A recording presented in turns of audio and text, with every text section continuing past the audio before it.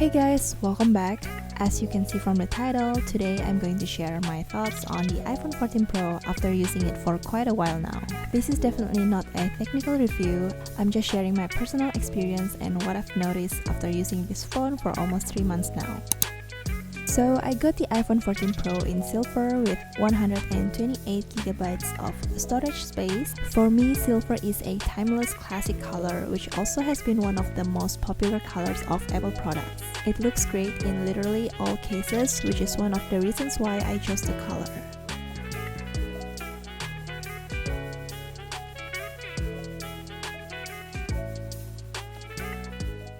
I also recently got a new case from Casetify. If you're not familiar with Casetify, they are a tech accessories brand known for their cute yet protective phone cases and global collaborations. So this is the new push-in case and pins that they came up with. I got the case in lavender, but there are also black, pink, and cream colors available. There are 4 pin sets to choose from, and I picked out these 2.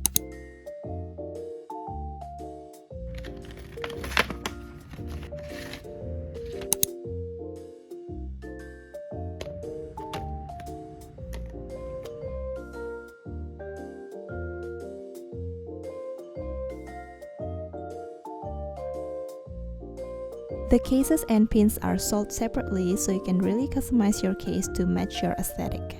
These cases provide up to 4 feet of drop protection despite being made from a soft and flexible material. It also has raised bezel to protect the screen against bumps and scratches. It definitely looks bulky with all the pins on, but it looks super fun and cute.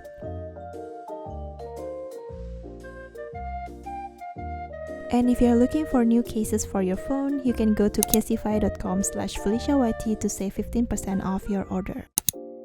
The iPhone 14 Pro has a 6.1 inches OLED display and weighs about 7.27 ounces, slightly heavier than the regular iPhone 14. I used to have the iPhone 12 Pro Max, which was too heavy for me, so having the Pro model is definitely much better.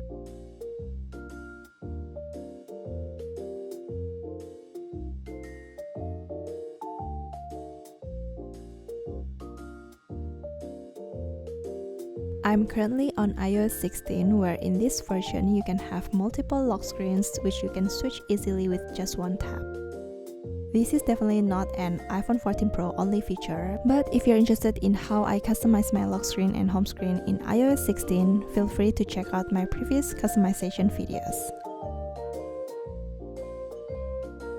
So what's new on the iPhone 14 Pro? Well, it has this new feature called the Always On Display. With Always On Display, your iPhone 14 Pro or iPhone 14 Pro Max dims the lock screen while still showing helpful information like the time, widgets, and wallpaper. It lets you see what's going on without having to tap your screen or wake your phone up. It definitely consumes more battery life, so I usually turn it off when I'm outside and when my battery is running low.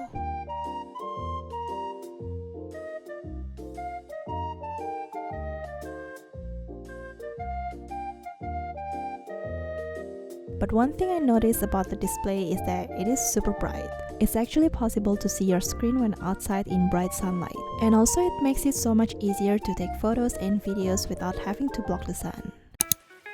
The iPhone 14 Pro also comes with this thing called the Dynamic Island. It basically displays notifications for Apple Pay transactions, low battery warnings, and AirDrop transfers. It also displays current activity in progress such as music that you are listening to, the timer, and voice and screen recordings. There are fun things you can try as well, like having an animated virtual path on the Dynamic Island, which actually doesn't really do anything other than for the aesthetic purpose. But does it really make any difference than the regular iPhone notch? Not really, but it makes it easier to control live activities from the home screen without having to open the app. The Dynamic Island definitely cuts more into the display compared to the regular notch, but you'll eventually get used to it.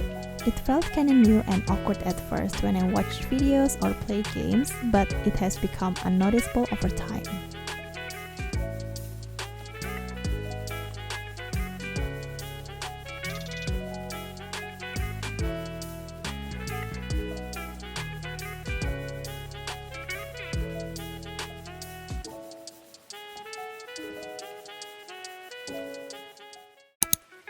As for battery life, it's been working great. I usually charge my phone when I wake up at 5 or 6 in the morning, and it still leaves me about 40 to 50% of battery at the end of the day. Here's what my screen time looks like. The highest number I had this week was this Friday because I filmed a video with my phone. But other than that, my screen time usually ranges from 3 to 4 hours a day.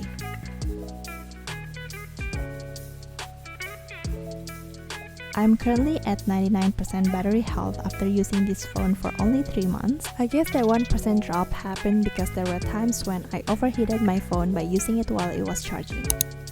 As for the camera, the Pro models definitely have better cameras than the regular iPhone 14 models. It has 3 times optical zoom thanks to the telephoto lens and 15 times digital zoom for photo and 9 times digital zoom for video. But one thing I noticed about the camera is that it doesn't autofocus like my previous iPhone 13 did. I have to move my phone further back to be able to focus on objects which I never quite experienced before with the iPhone 13.